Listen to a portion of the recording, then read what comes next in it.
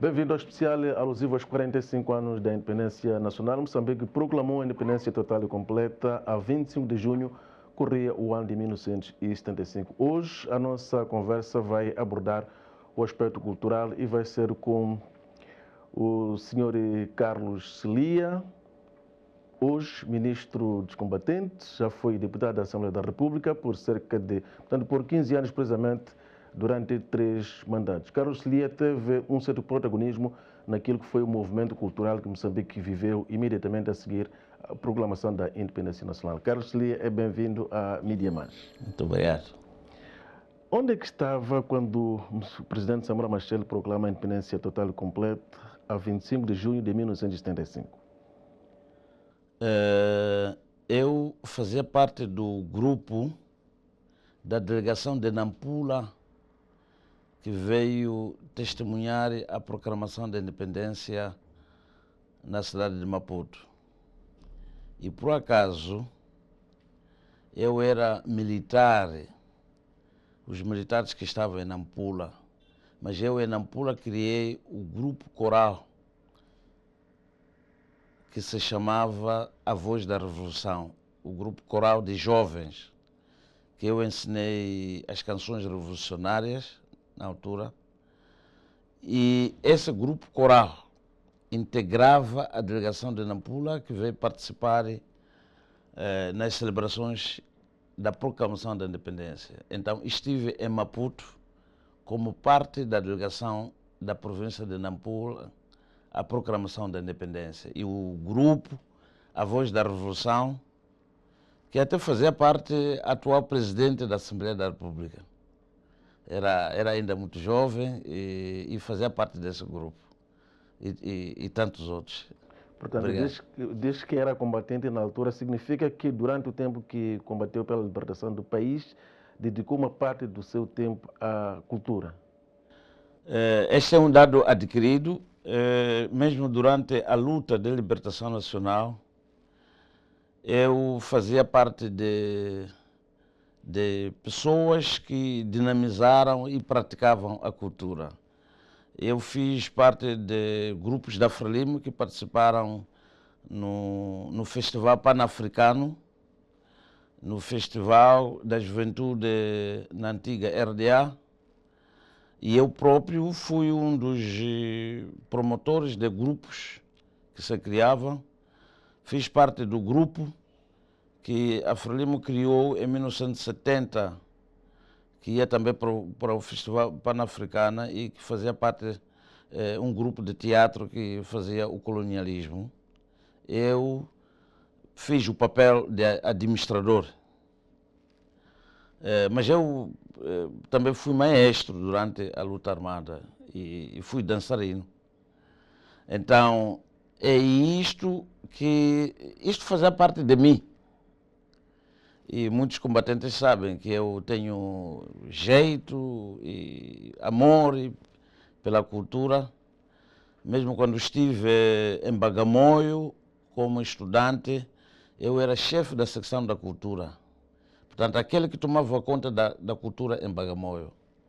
Quando estive em Naxinguéia, depois dos meus treinos, eu era chefe da secção de música, dança e teatro. Já fiz teatro e mesmo quando estive em Nampula, para os militares também ensaiei uma peça de teatro que se chamava A Luta Armada. Entra, portanto, para a luta armada de libertação nacional com que idade? Eu fui com os meus pais, eu tinha 12 anos, mas no mato separei-me com os meus pais mais ou menos nesta idade, porque eu fiz parte do grupo de jovens que foram escolhidos nas zonas libertadas para irem estudar em Tunduro. Então eu fui um desses. Um dos meus colegas ainda vive, que é o Dr. Sabroso Ongoni, que agora publicou um livro sobre educação nas zonas libertadas. Então, desde que eu separei-me com os meus pais, nunca mais vi o meu pai, porque mais tarde ele ficou nas zonas libertadas e depois ficou doente e faleceu. Que mensagem é que levavam nestes grupos que foram representar a Frente de Libertação de Moçambique no estrangeiro? Olha, a cultura durante a luta armada de libertação nacional era um instrumento de difusão da natureza e da luta da Frelimo. Era muito importante transmitir que nós não lutávamos somente contra o colonialismo. Éramos um povo que queria a soberania e também tínhamos uma cultura que nos identificava. Portanto, cada vez que um grupo cultural ia para o exterior, participava nos festivais, levava também a mensagem do que é a Frelimo. E foi um ponto de encontro e de promoção do que é a Frelimo realmente, por que a Frelimo lutava. E criamos muitas amizades com outros povos, por entender que esses que estão a lutar também são pela paz, também são pela promoção da cultura. Por isso que a Frelimo sempre privilegiou a promoção da cultura como parte da sua luta, como parte da revolução. Como é que nasce esta veia cultural? Eu, desde a escola, sempre gostei de dançar, gostei de cantar. E lá, durante a luta, as pessoas viram que eu tinha jeito e gostava. Então foram me promovendo.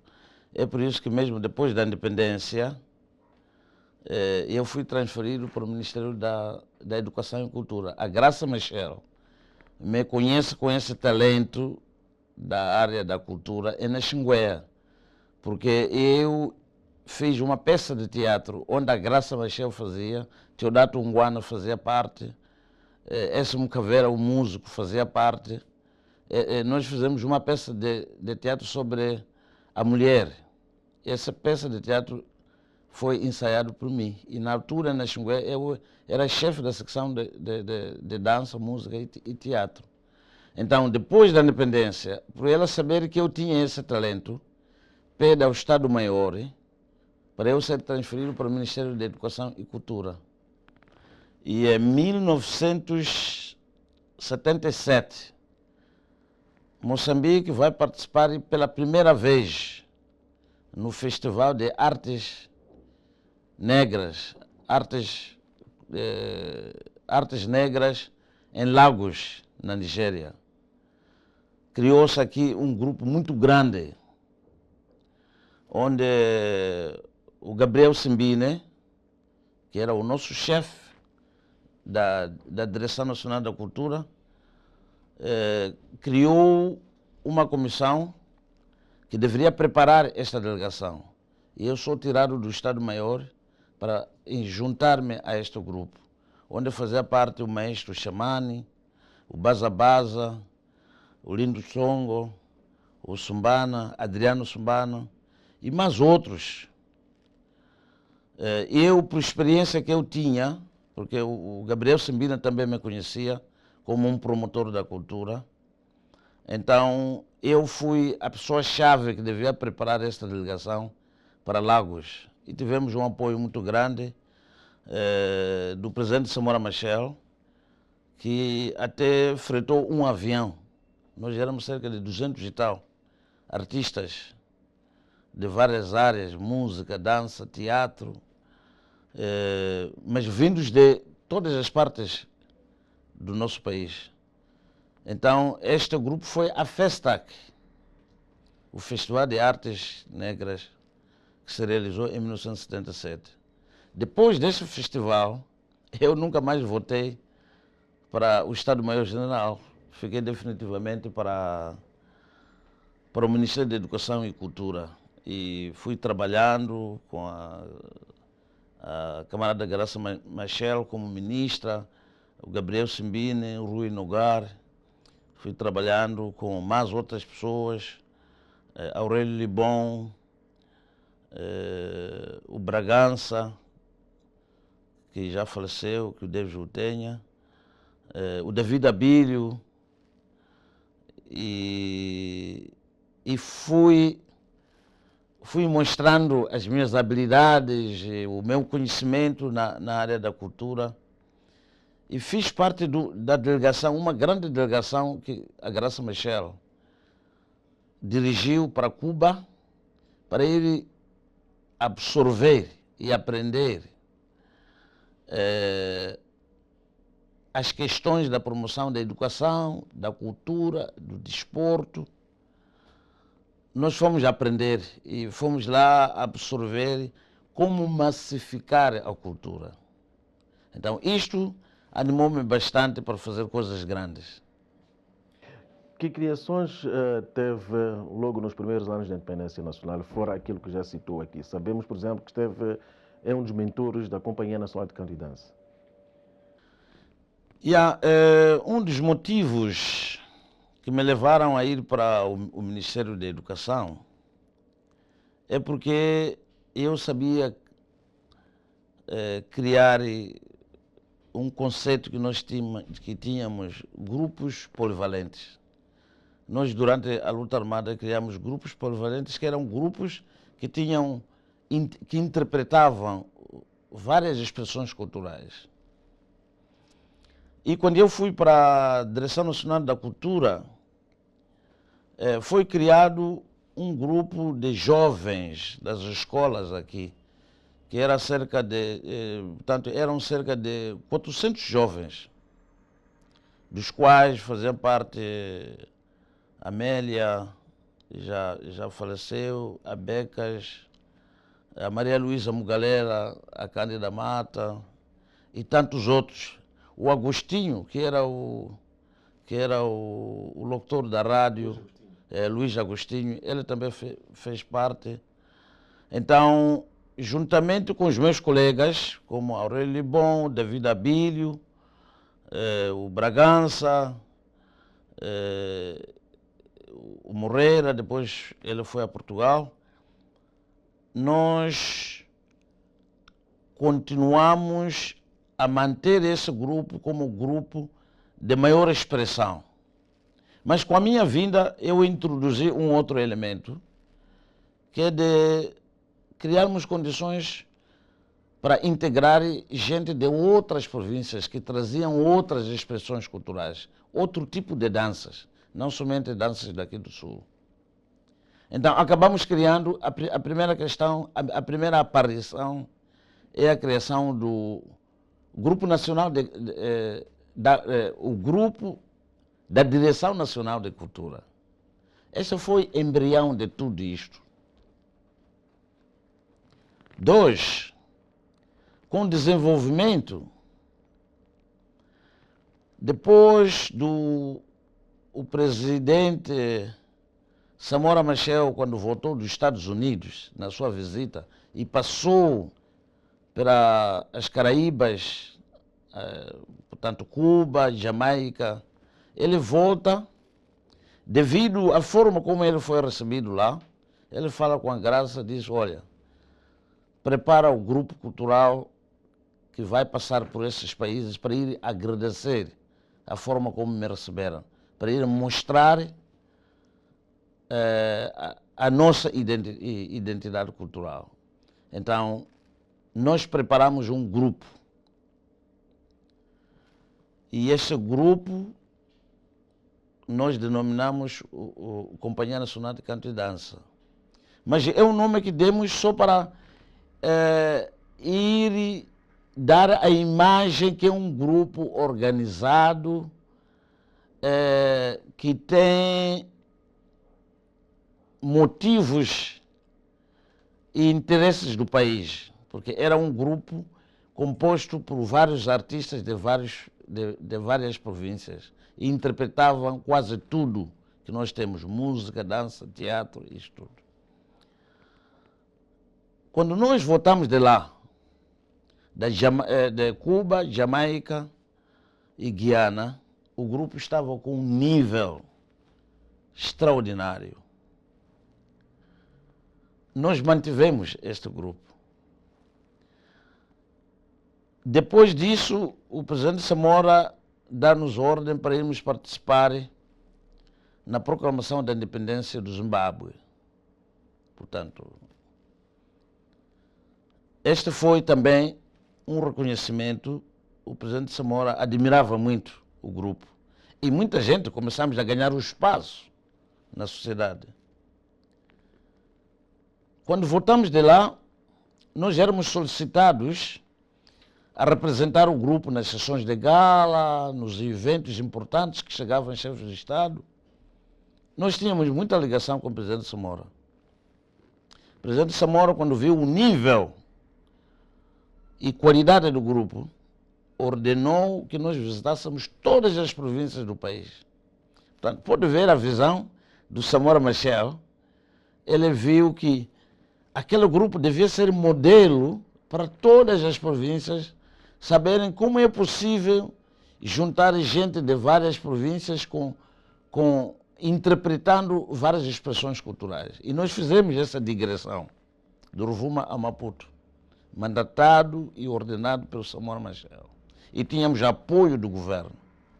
O mesmo grupo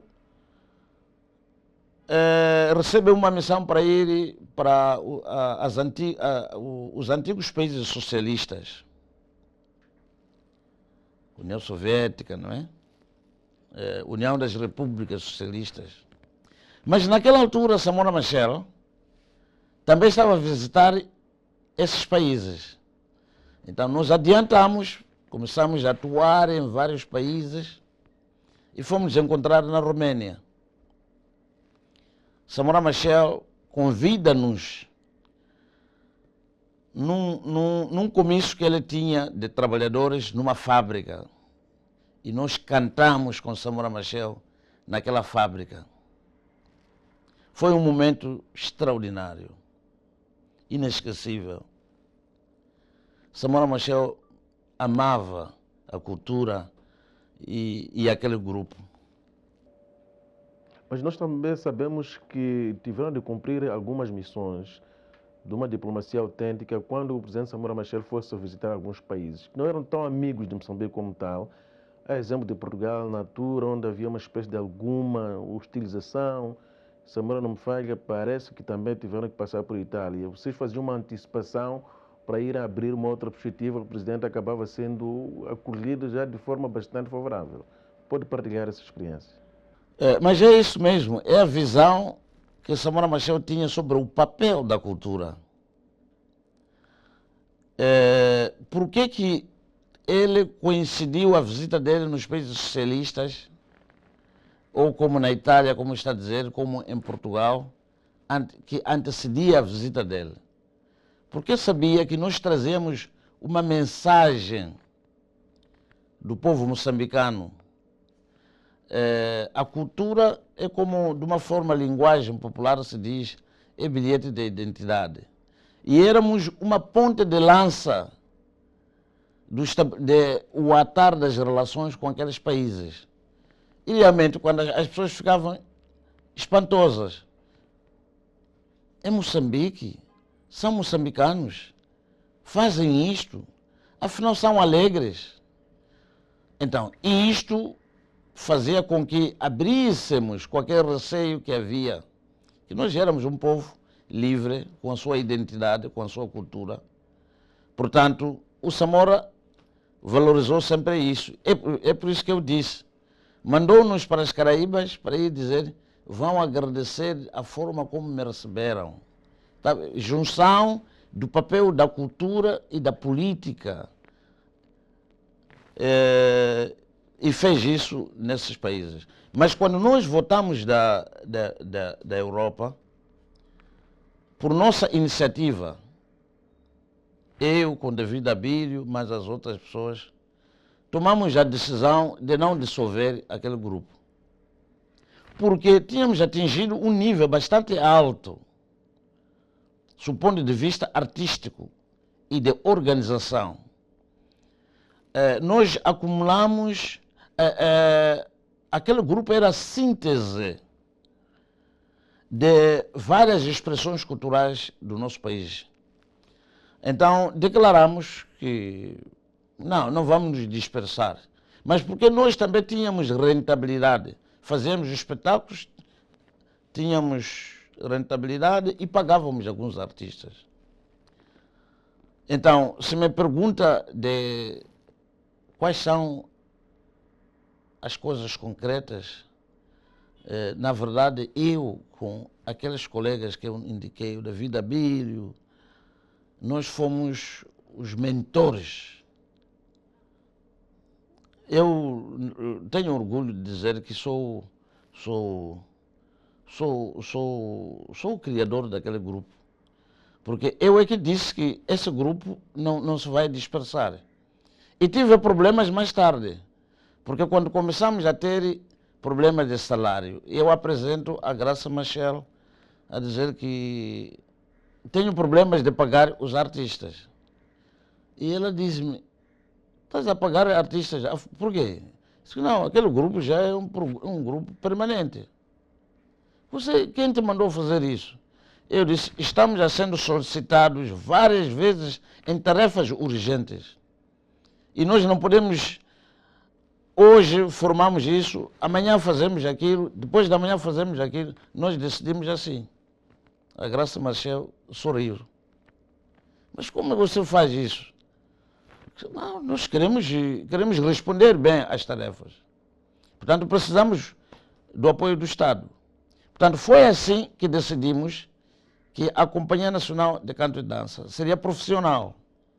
E tivemos problemas, porque alguns eram militares, que eu recrutei do Estado-Maior-General, que já não estavam sendo pagos lá. E alguns eram estudantes, outros vinham das empresas, outros vieram das outras províncias. Portanto, é assim que nós praticamente impusemos para que aquele grupo fosse profissional. E a Graça Machel nos apoiou e começamos a dar impacto para que o grupo se permanecesse. O senhor Carlos Lia fazia parte ainda da Companhia Nacional de Canto e Dança quando este grupo se desloca ao Brasil, onde foi surpreender a tudo e a todos. Desloca-se num contexto de muitas dificuldades no país e chegava a ser olhado com algum desdém, mas uma vez no palco surpreendeu a todos. Não, quando foi para o Brasil, eu já tinha ido à República Democrática Alemã, RDA, para estudar.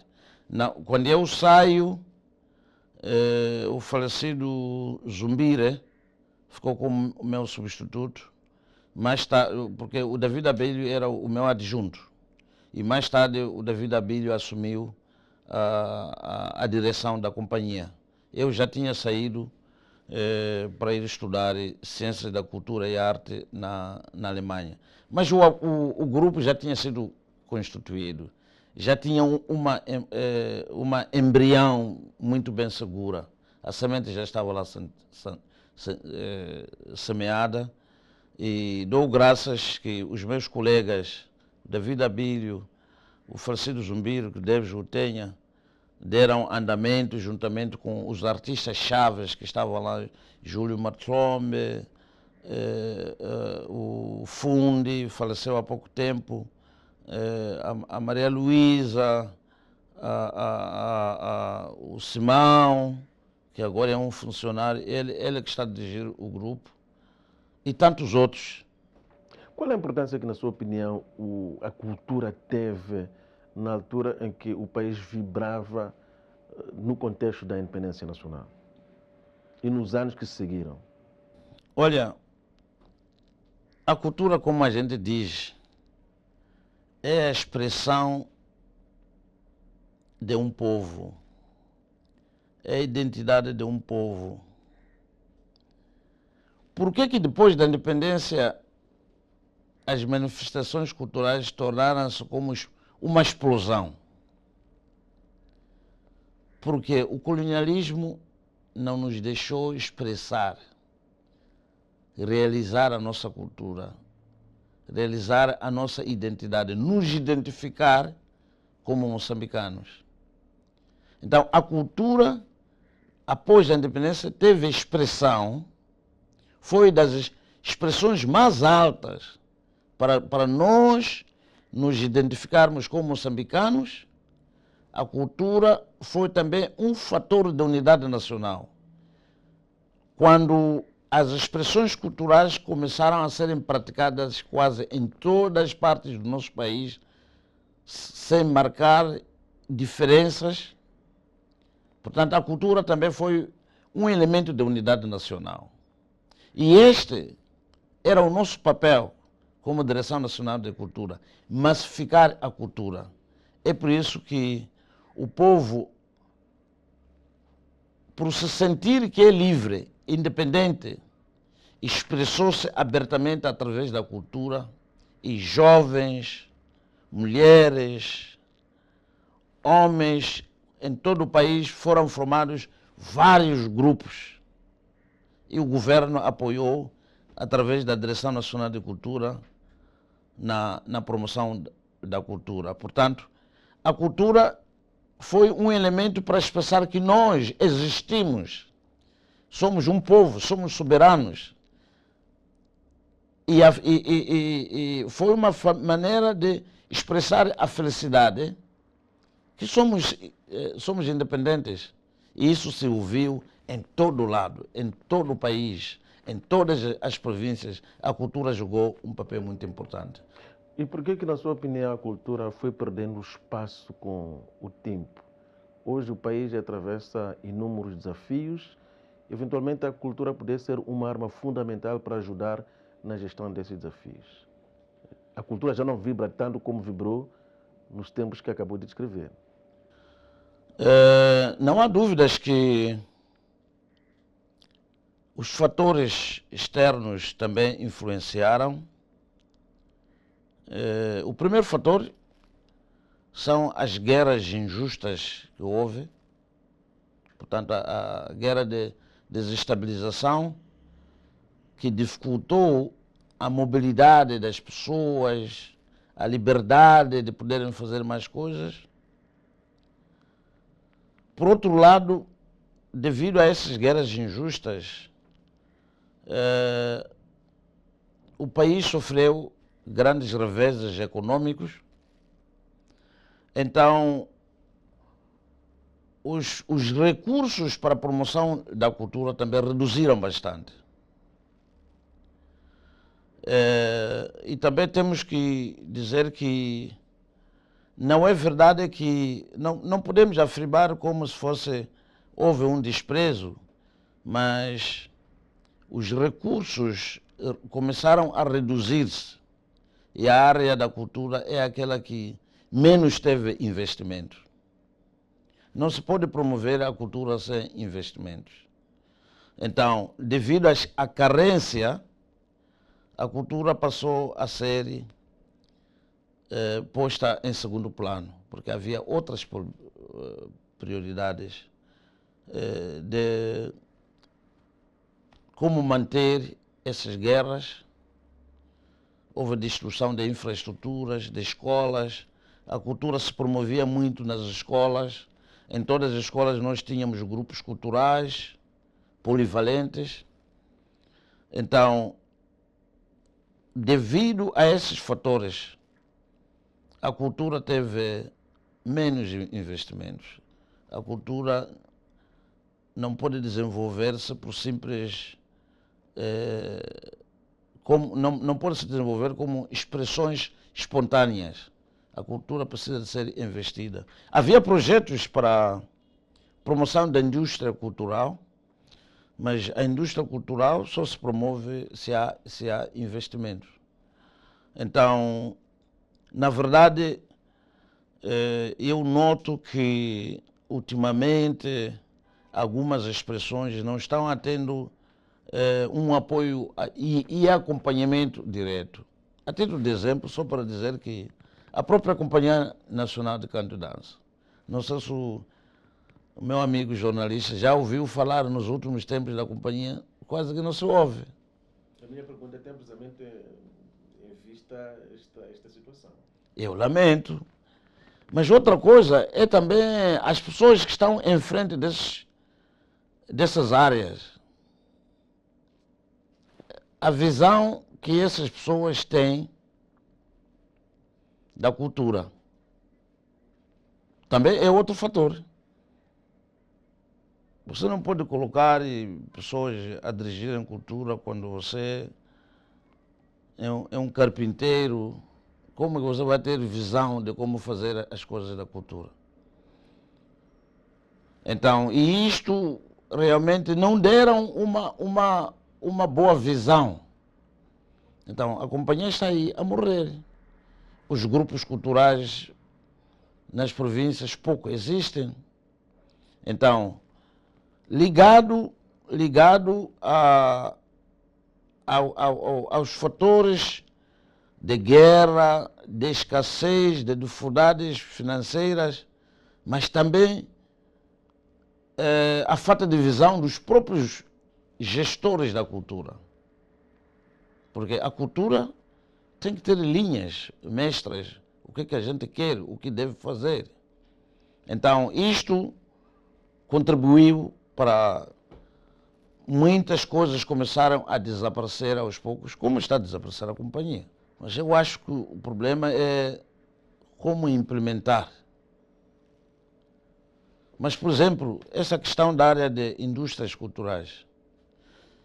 A promoção das indústrias culturais permite com que os próprios artistas comecem a viver por si, através da cultura. Como tornar a cultura um elemento de riqueza, de promoção de riquezas. Então, eu acho que devia-se dar muita prioridade na promoção das indústrias culturais, devia-se dar prioridade no intercâmbio cultural dos atores, promotores culturais com o mundo e criarmos as condições para que a produção do artesanato, a produção da arte, a produção da nossa música seja um elemento em que também traz riqueza para o nosso país. Isso é possível, não é uma coisa nova.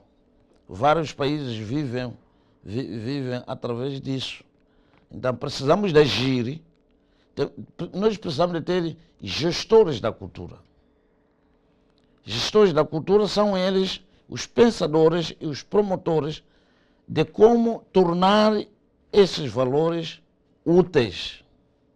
Olha, só uma pequena coisa que a gente não consegue fazer. Moçambique é rico em turismo.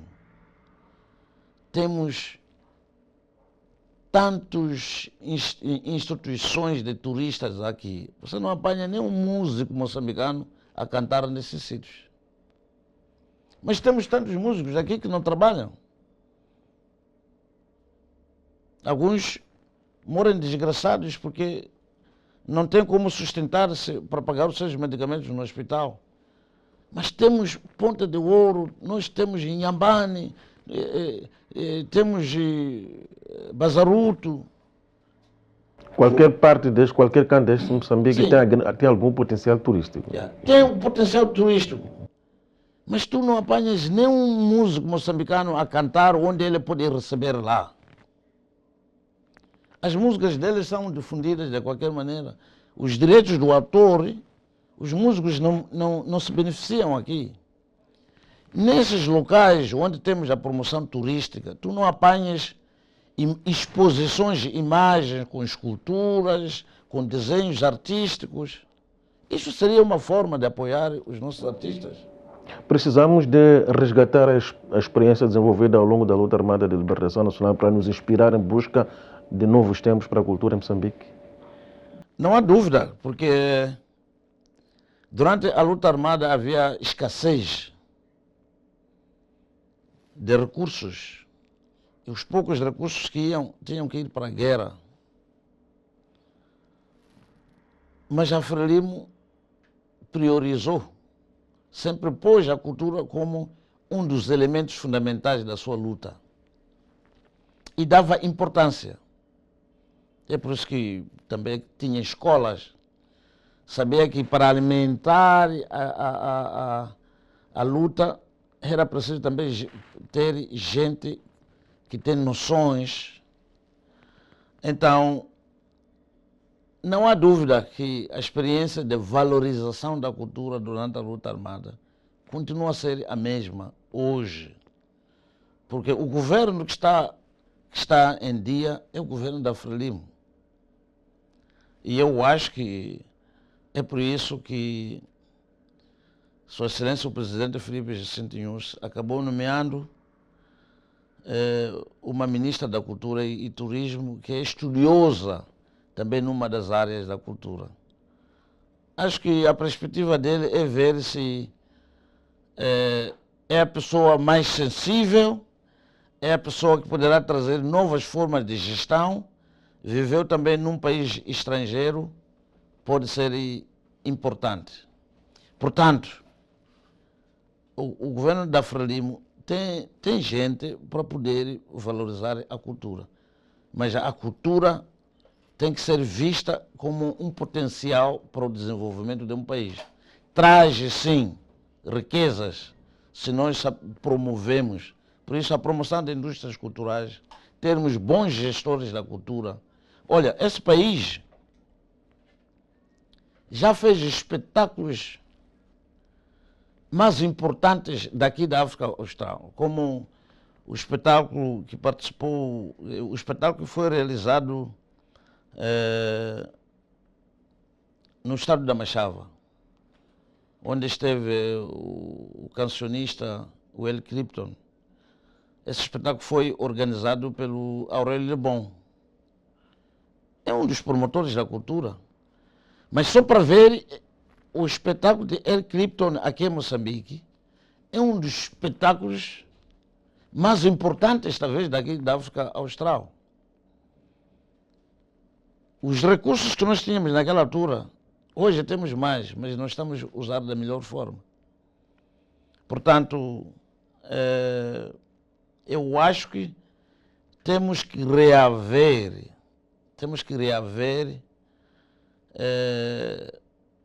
aquele ânimo, aquele espírito de que a cultura tem que estar em frente. Como Samora Machel dizia, a cultura é um sol que nunca desce. Veja como que o Samora sonha das coisas. Portanto, a cultura fica lá em cima, ilumina, tem luz, não deixa. Então temos que retomar isto.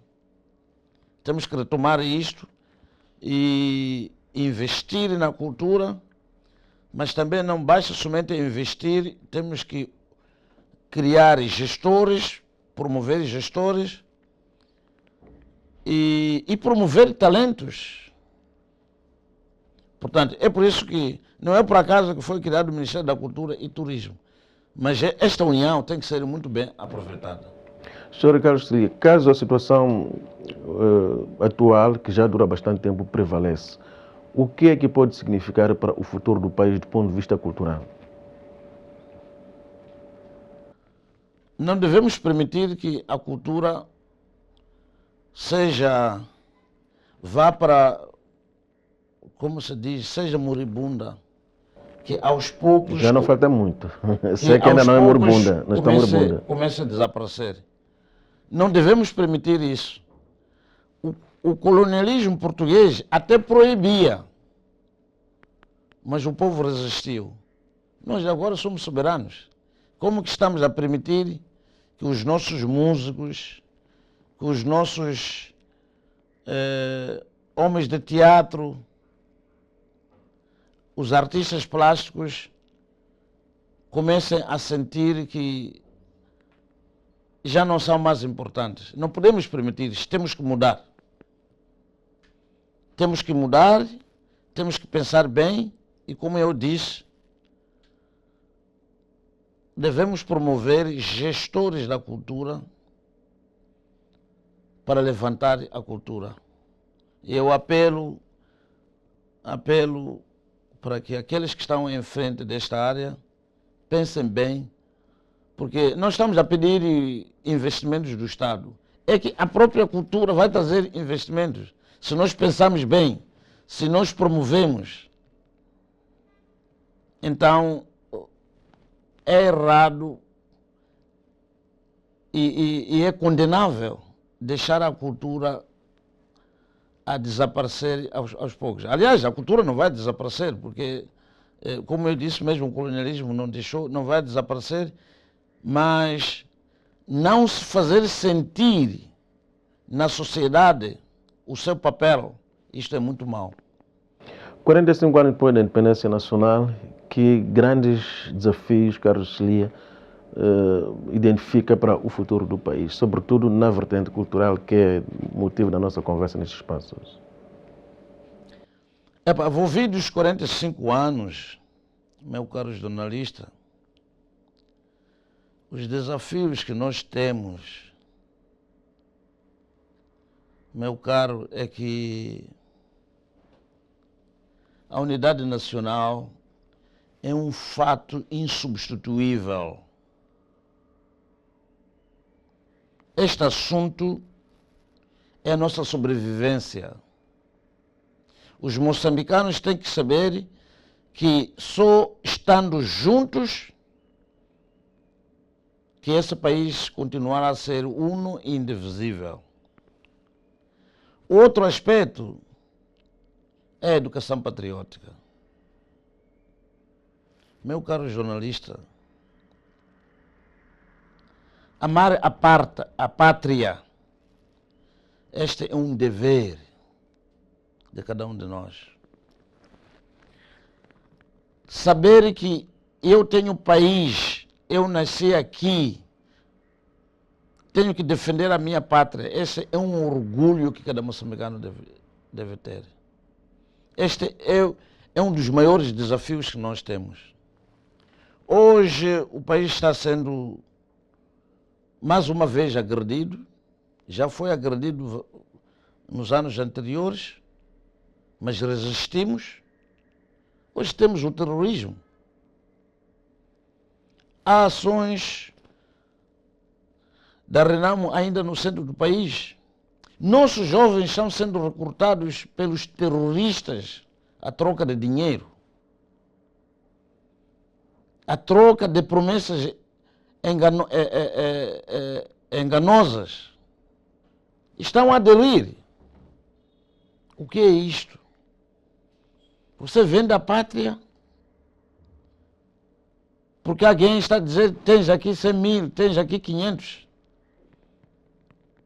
Então temos que educar os nossos jovens que esse país não foi conquistado de ânimo leve, foi um caminho sinuoso, complicado. Há filhos de moçambicanos que morreram. Estamos a celebrar 100 anos do nascimento de Eduardo Mondlane. Eduardo Mondlane abandonou a vida que ele tinha nas Nações Unidas por amor da pátria. Mas o Mondlane não viu a independência. Então é isso que nós temos que inculcar nos jovens. O que é amar a pátria? Para que eles não troquem pela vida boa e pela pátria. É por isso que a gente diz que a independência é a maior conquista do nosso povo. Portanto, este é um dos desafios, é uma das tarefas que esse ministério tem, como valorizar os feitos dos combatentes da luta de libertação nacional. Ensinar os jovens de hoje e do amanhã como foi possível jovens abandonarem a sua juventude, irem para Frelimo, lutarem e trazerem a independência. O presidente Nyusi dizia, durante as comemorações de 60 anos de massacre de Moeda, que entregar a vida à causa da pátria não tem preço. Estava exatamente a dizer quão custou esta liberdade. Quando de uma forma popular se diz uma canção portuguesa ou um poema português, quão custou conquistar a bandeira ou a liberdade. É isso que a nossa juventude deve entender e praticar e assumir. Essas duas questões, unidade nacional, educação patriótica, eu acho é o maior desafio. A juventude não pode estar dissociada do que esse país agora está a passar. E cabe a nós ver isto como a questão prioritária. Educação dos jovens. Por isso que não basta somente recrutar jovens para a tropa, mas esses jovens têm que ser educados. Por que estão sendo recrutados para a tropa? É para fazer o quê? Não vão defender a sua província, não vão defender alguém, vão defender a pátria que os viu nascer, vão defender a pátria que os seus pais lutaram. Esse ministério vai, nos próximos tempos, faz parte do programa quinquenal, a requalificação da Vila Algarve em Museu de Resistência Colonial, para que seja um local de aprendizagem, de interesse histórico, de interesse cultural, para as pessoas verem. Porque na Vila Algarve foi o local onde o colonialismo torturou, massacrou, matou aqueles que diziam não ao colonialismo. Agora a juventude tem que ir lá ver que afinal esta independência não veio de bandeja. E para quando isso, Sr. Ministro? Está dentro do plano quinquenal do governo e nós estamos a trabalhar nisso para as obras poderem iniciar. Já orçamento, porque houve muitas ideias que nasceram ao longo do tempo sobre a Vila Algarve, mas nenhuma delas se concretizou. É como eu disse antes, que não devemos esperar que para fazer Vila Algarve o orçamento tem que sair do Estado. O Estado é obrigado, sim, mas nós temos que mobilizar instituições financeiras de fora, no âmbito de valorização da nossa história. Portanto, nós estamos aptos para recebermos apoio de outros países. Tanto que, para a requalificação da Vila Algarve, vamos ter também o apoio de Portugal, porque o arquivo da PIDE-DGS está com Portugal. Não só isso, muitos historiadores que conhecem o percurso da Vila Algarve vêm de Portugal. Portanto, precisamos de promover uma cooperação internacional para que Vila Algarve seja realmente local de interesse e de educação. Fiz ligação a isso para dizer que devemos continuar a ensinar às pessoas a história desse país. Então, Vila Algarve é outro local onde os moçambicanos devem ir visitar e conhecer que a liberdade, a independência não foi obtida em vão. Então, o espírito patriótico da defesa da nossa pátria, que devemos inculcar a todos os moçambicanos e da unidade nacional, deve prevalecer. Carlos Celia, atual ministro dos combatentes, também foi deputado da Assembleia da República por 3 mandatos. Carlos Celia, com uma veia cultural bastante forte, como disse aqui ao longo da nossa conversa, começa a envolver-se em atividades culturais desde o processo da luta armada de libertação nacional, uma paixão que foi abraçando, continua a abraçar depois da proclamação da independência nacional. Neste especial alusivo aos 45 anos da independência nacional, hoje trouxemos aqui uma perspectiva cultural. Fica aqui renovado o nosso muito obrigado pelo calor da sua audiência e continue na nossa companhia, pois nós somos a sua melhor companhia. Mídia Mais TV em simultâneo com a Rádio Mais.